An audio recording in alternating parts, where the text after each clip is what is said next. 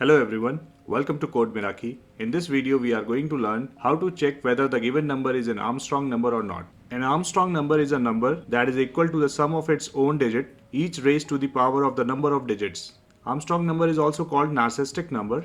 Let's head over to our Jupyter notebook to understand the problem statement. So in this given problem, we have to write a Python program to check whether a given number is Armstrong or not. We have to accept a positive integer as a user input. Suppose user has provided 153 as input. So our first approach will be, we have to calculate the length of this number and store it as a variable name power. So that will be power. So we have to calculate the power using number 3, and then we have to iterate over each digit one by one and keep on calculating the power for that number. So in this case you can see 1 to the power of 3.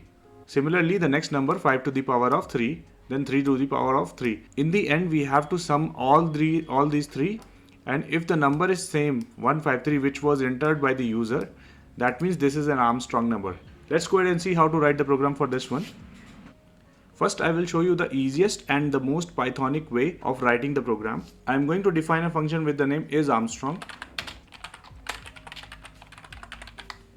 Let's pass it for now. I will go ahead and call this function. We'll print it directly is Armstrong. Let's give a number, let's say 123 or 1223, and we are going to call it once again.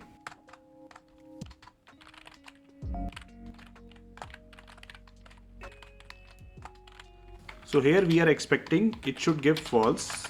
In this case, it should return true. Let's go back to our function and start writing it. First, we want to calculate the number of digits. We can use Python's built-in length function to calculate the number of digits, but that works only for a string, so we have to typecast it to the string first. So let's type str and we'll pass num inside it. We will store the result in a variable with the name digits. Next we'll create a power variable and we will find the length of digits. In this way we will be having the length of digits.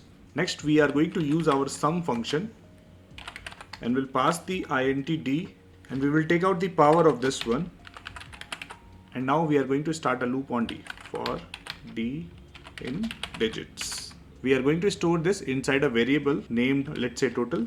In the end, if you want to return true or false, you can just simply go ahead and return it like this: total equals to num. And further while executing the code, you can just use this: if Armstrong, then print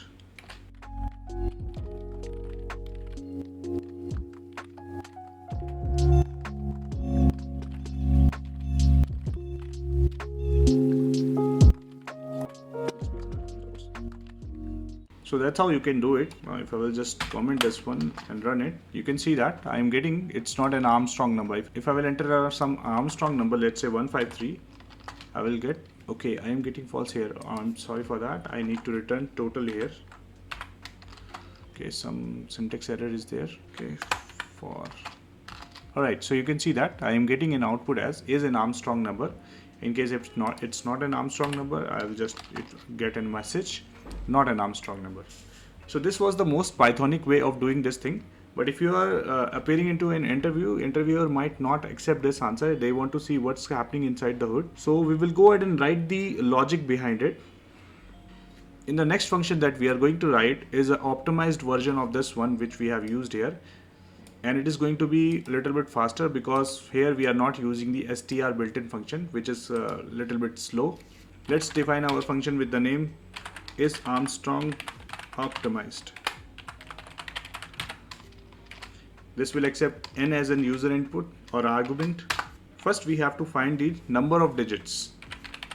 So we'll just type num digits and we will assign 0 initially. We will create a temporary variable that will be holding the value for n. We don't want to alter the actual value. We will just use temp here. While temp is greater than 0, the loop will start. The num digits plus equals to 1.